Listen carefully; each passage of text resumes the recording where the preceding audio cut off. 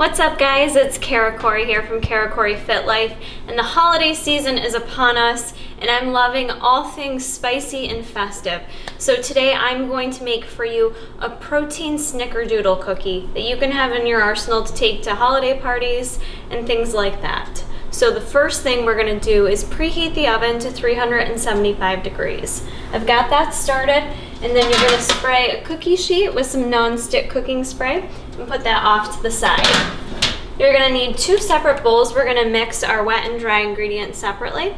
So to start with our dry ingredients, today what's perfect for the snickerdoodle cookie is going to be the cinnamon. So if you have this on hand, you're going to definitely want to use this. If not, you could definitely use like the MTS Way vanilla and just add a little extra cinnamon to it.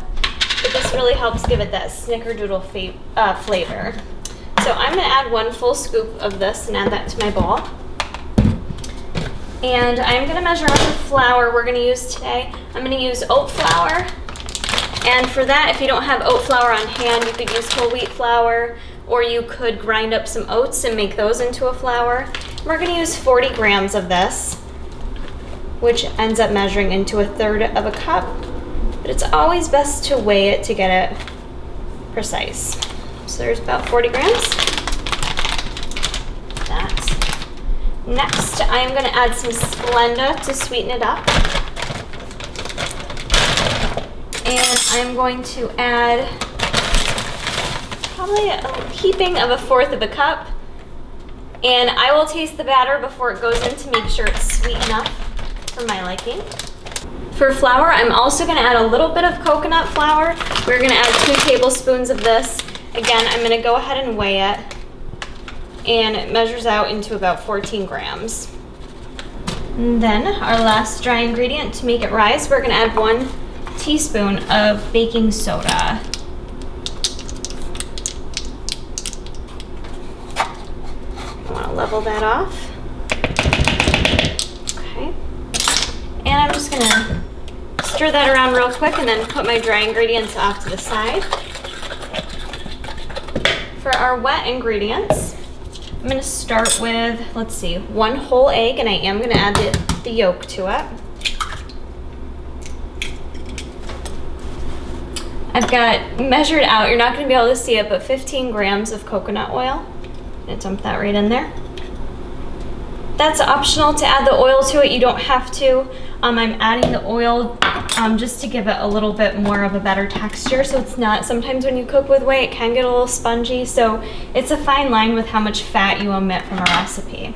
But I am going to add 1/3 of a cup of pumpkin, and that does help give the product a little moistness. So if you're not adding any oil to it, it should still be okay. I'm going to add 1 teaspoon of pure vanilla extract. Teaspoon again. Put that right in there. And if I have enough left, you guys, depending on your macros, you could use regular maple syrup. That would make it taste super delicious. But I'm going to use this sugar-free maple flavor and add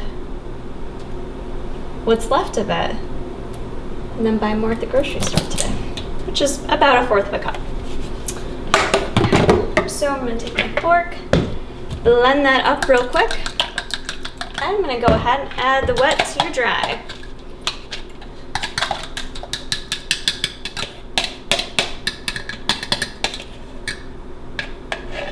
Okay.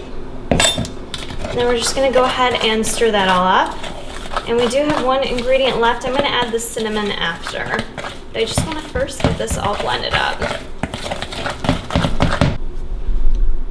Wait a second. I say we scratch making cookies. Seriously, this batter, like you guys, I can't, you don't even know. I know, there's a raw egg in here, and I risked salmonella, but it's worth it. It's so good. I don't think I want to make cookies anymore. Shit, it's so good. All right, I'm gonna make the cookies. I'm gonna follow through and make the cookies, but if you want, you could stop right there. Maybe sub out and use like pasteurized eggs, so you could eat it raw, because that is slammin'. That would be a slammin' dip to just like eat. But anyways, the last thing I'm gonna add in, I don't usually measure cinnamon, I'm just gonna add a buttload of it in there. That is a cooking term, a buttload, so you guys should know how much to add in there. Can't add too much cinnamon in a Snickerdoodle cookie. And what we're gonna do is also sprinkle a little on top too, because it wouldn't be a Snickerdoodle cookie if it wasn't sprinkled with cinnamon on top. Oh my God, that was so good. So good. Can't get over it. All right, next, we're gonna take our, I'm gonna drop some stuff, and then we're gonna take our cookie sheet and just usually take like a spoon or a tablespoon. You're just gonna drop a spoonful for each of your cookies onto your cookie tray. And then when I get these all in the tray, I'm gonna get them in the oven.